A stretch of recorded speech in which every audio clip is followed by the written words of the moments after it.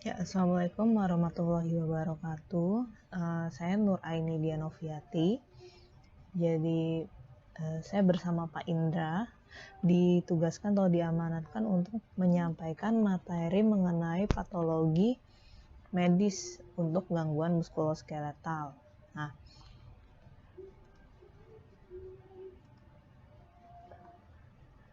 kemudian langsung saja untuk materi kali ini, sebelum masuk ke penjelasan selanjutnya, saya ingin memberitahu mengenai model biopsikososial, yaitu model yang memandang kondisi kesehatan manusia melalui 3 aspek, yaitu secara biologis, psikologis, dan sosial.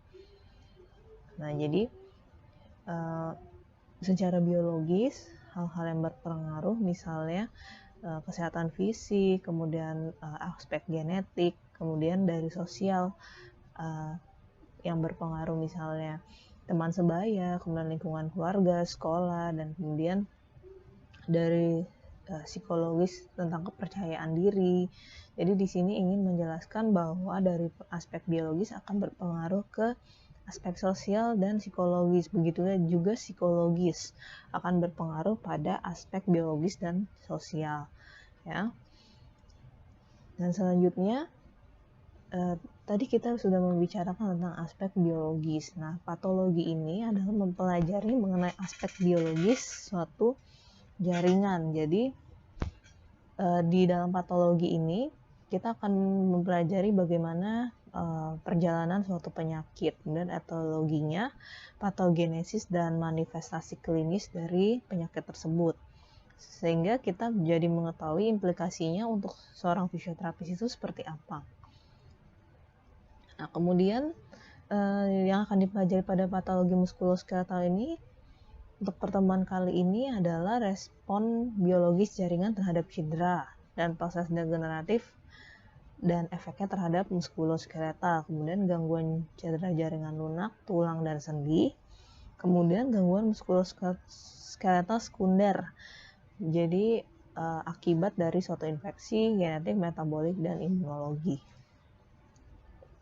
Nah, yang pertama kita akan membahas mengenai respon biologis jaringan terhadap cedera. Nah, jika suatu jaringan itu terjadi cedera, maka sesaat setelah terjadi cedera, menit-menit, jam-jam, hari, dan bulan-bulan kemudian, inilah yang terjadi, yaitu menit-menit pertama dia akan mengurangi aliran darah arteri sehingga terjadi iskemia. Nah, setelah iskemia terjadi hipoksia, kemudian berkurangnya ATP. Nah, berkurangnya ATP ini akan menimbulkan suatu nekrosis pada sel dan jaringan. Nah, nekrosis jaringan ini kemudian akan dihilangkan, harus dibuang dari dalam tubuh, ya, dan harus diganti dengan segera dengan jaringan yang baru. Nah, kemudian jika suatu cedera akan menyebabkan kerusakan sel, ya. Tadi di slide sebelumnya bagaimana proses lebih jelasnya sel itu rusak, ya. Tapi kita tidak mau ada kerusakan jaringan lebih lanjut. Maka ada suatu proses namanya proses inflamasi untuk memperbaiki jaringan ke semula, ya, ke jaringan yang awal. Nah, di sini bisa dilihat proses inflamasi ini bisa terjadi dari vasodilatasi, ya, nanti lebih jelas. Terus kemudian ada ini jaringan, terus ada extracellular matrix, nanti di mana ada pertukaran dari vaskular menuju extracellular matrix. Nah, ini dia adalah proses-prosesnya, ya. Yang pertama adalah jadi tadi setelah berkurangnya aliran darah dan iskemia, nah iskemia itu nekrosis itu akan dihilangkan, tapi dihilangkannya dengan cara apa? Dia akan membuat vasodilatasi lokal. Vasodilatasi lokal ini mengakibatkan darah itu kan pengangkut banyak nutrisi, ya, sel darah putih, sel darah merah, dan trombosit itu ke daerah yang mengalami kerusakan, yang nanti itu akan diganti dengan jaringan baru, yang sampah sisanya akan dibuang diekskresi ya ke luar tubuh. Nah, setelah ada vasodilatasi lokal, maka terjadi perbedaan tekanan ya. Ini menceritakan terjadi perbedaan tekanan antara di dalam pembuluh kapiler dengan ekstraselular matriks. Nah, makanya nutrisi-nutrisi bisa keluar ke ekstraselular matriks, kemudian nanti menuju sel target atau jaringan target ya. Di sini bisa sel darah putih, kemudian protein, kemudian plasma protein juga. Nah, kemudian proses yang selanjutnya ketika sudah terjadi vasodilatasi lokal, nah di situ ada perbedaan tekanan, akhirnya sel darah putih ini dia keluar ke ekstraselular matriks ini ya. Banyak-banyak protein yang akan berperan, misalnya elastin, proteoglikan, kemudian ada fibroblast, nanti ada ini jaringan epitel ya, ini jaringan epitel jaringan. Jadi nanti ini ekstraselular matriksnya. Nah, nanti sel darah putih dia berusaha membasmi yang tadi, yang sel-sel yang nekrosis tadi. Nah, kemudian nanti fibroblast dia mulai menjahit jaringan yang baru istilahnya. Oke. Nah, kemudian kan tadi sudah sel darah putih, terus nutrisi sudah keluar. Nah, pembuluh kapiler tadi memang jadinya akibat vasodilatasi dan banyak nutrisi yang lalu lintas nutrisi jadi meningkat, dia agak sedikit pecah ya, leakage, dia bilangnya leakage. Nah, setelah leakage pecah ini ya pasti ada koagulasi pembuluh darah, dia biar pembuluh darah vaskularisasinya bagus lagi. Nah, nanti ini disebut dengan proses koagulasi darah. Kemudian, nah sudah benar pembuluh darahnya, sekarang kita fokus ke jaringannya ya. Jaringannya sudah dibersihin sampah-sampah yang harus dibuang, kemudian Nah, kemudian kita fokus ke jaringannya. Nah, dia ada protein-protein yang penting untuk menyusun jaringan, yaitu fibronectin, proteoglikan, dan kolagen. Nah, dan ada faktor-faktor lain yang juga mempengaruhi, itu growth factor ya, growth hormone, nutrisi, kesehatan umum juga. Itu akan mempengaruhi proses inflamasi, perbaikan jaringan, komorbiditas, konsumsi rokok dan alkohol, dan tipe jaringan juga akan mempengaruhi, serta pengobatan medis yang sedang dijalani.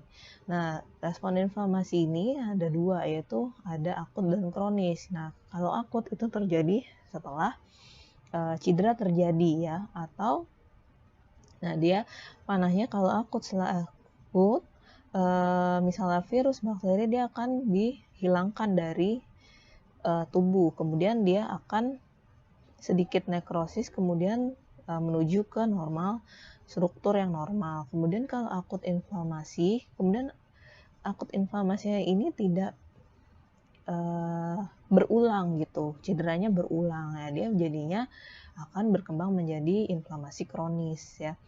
Kemudian udah akut inflamasi, virusnya nggak hilang-hilang, atau bakteri atau yang jaringan rusak nggak hilang-hilang, dia akan inflamasi terus yang dinamakan kronik inflamasi. Akhirnya setelah kronik inflamasi ini yang terjadi adalah jaringannya itu nggak sebagus seperti jaringan yang semula. Dia ada granulasi, ada makrofag, ada kumpulan sel darah putih terus di situ. Akhirnya menjadi jaringan parut atau jaringan fibrosis yang permanen.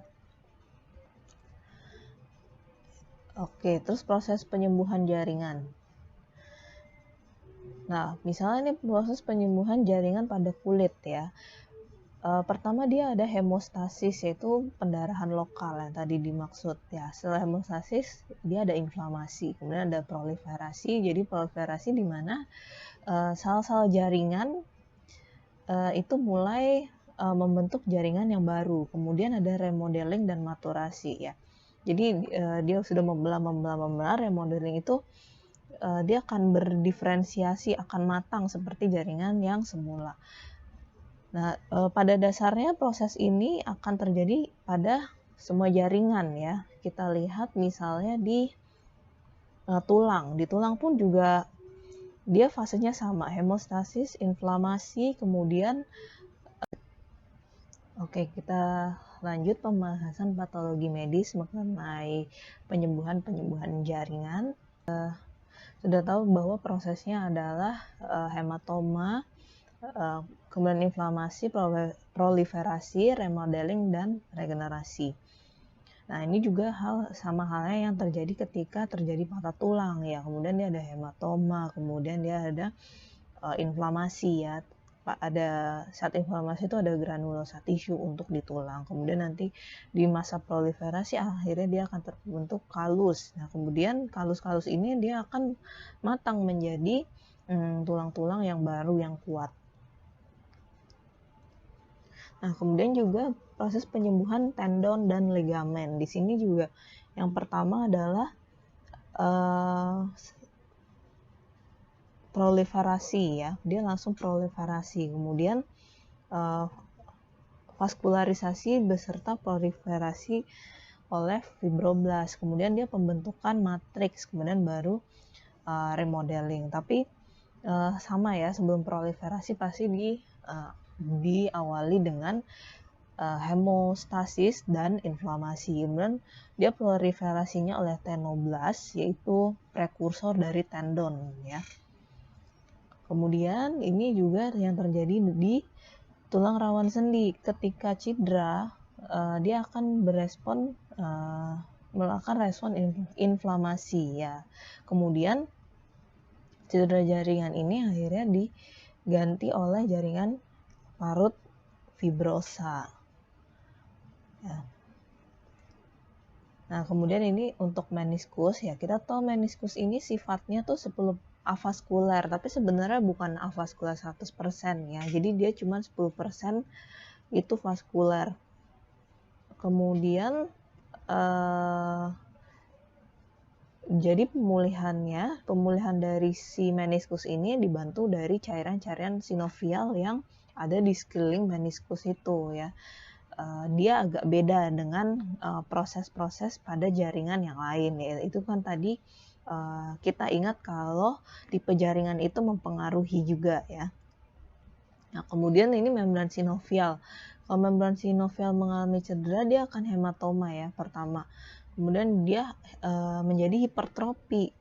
Ya, itu yang berbeda dan menjadi hiperplasia. Jadi hipertrofi dan hiperplasia ini yang membuat akhirnya kelihatan dari luar tuh jadi semakin membesar itu. Ya, kemudian imobilisasi dia menyebabkan struktur jaringan membran sinovial ini berubah ya, kontraktur dan menurun glikosaminoglikan yang menyebabkan akhirnya kekakuan. Nah, ini untuk diskus. Nah, diskus ini kenapa bisa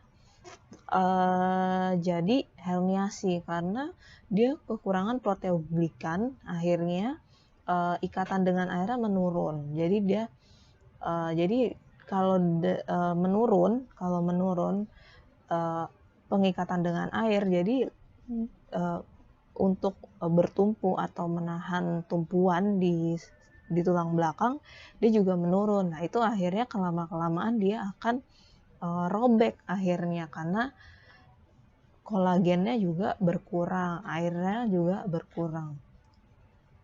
Nah, proses penuaan atau aging atau degeneratif ini juga dapat menimbulkan suatu impairment ya. Dia bukan inflamasi atau gimana, tapi dia bisa menimbulkan impairment si degeneratif ini karena terjadi perubahan struktur ya. Terjadi perubahan struktur saat degeneratif, pada proses degeneratif. Nah, misalnya otot ini terjadi sarkopenia. Jadi karena degeneratif, proliferasinya menurun, regenerasinya menurun, akhirnya serabutnya jadi menurun, serabut otot jadi sarkomernya ya, jadi sarkopenia. Pada sendi dan jaringan ikat, yaitu strukturnya jadi berubah, kolagennya menurun, proteoglikan menurun, akhirnya kekakuan, fleksibilitas menurun ya. Nah, kalau tulang kepadatannya menurun, itu namanya osteoporosis. Nah, kepadatan tulang menurun ini Bisa jadi bukan karena suatu penyakit, tapi karena proses penuaan tadi ya, perbaikan jaringan. Oke, cukup untuk penyampaian materi hari ini mengenai patologi muskuloskeletal yang pertama ya. Kurang lebihnya saya mohon maaf. Wabillahi taufiq walhidayah. Wassalamualaikum warahmatullahi wabarakatuh.